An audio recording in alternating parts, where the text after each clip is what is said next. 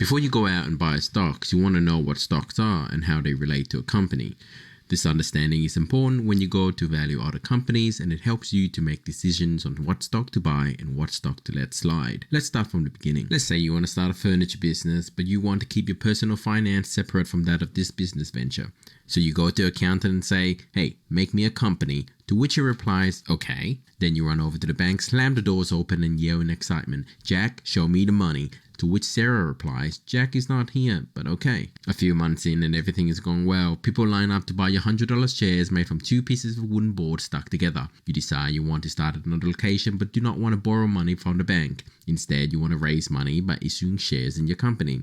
So you sell off portions of your companies to investors in the form of shares. Jack and Sarah from the bank like your products and think your company is pretty great, so they decide to buy a few shares. Now, Jack and Sarah are co-owners of your company. Your accountant did not buy any because he never believed in you or your ideas anyway. A few months after your company went public, which is called the initial public offering or IPO, your company is doing even better than before. Confident and proud, you decide to open up 5 more stores. Now, Jack from the bank and a few other stockholders think you are expanding too quickly.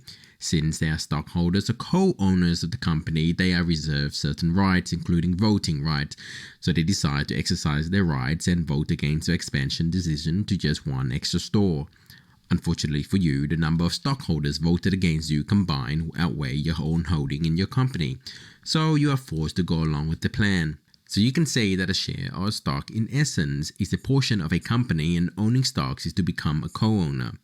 And a stockholder has reserved rights with which they can exercise. So how are stocks and companies related? Well, one is the sum of the other and one and the same.